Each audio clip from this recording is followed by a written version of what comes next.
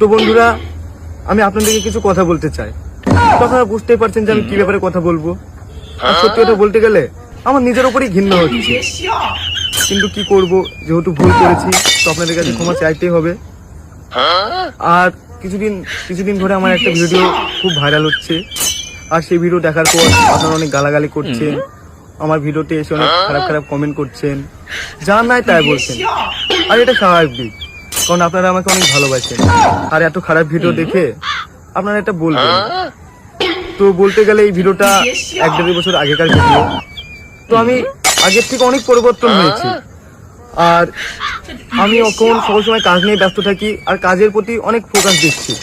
আর আমার কিছু বন্ধু আছে যাদের সহ্য হচ্ছে না, তারা চায় না যে আমি ভালো ভালো কাজ করি, তাই তারা এই ভিডিওটা ভাইরাল করছে আর ভিডিওটা পোস্ট করেছে।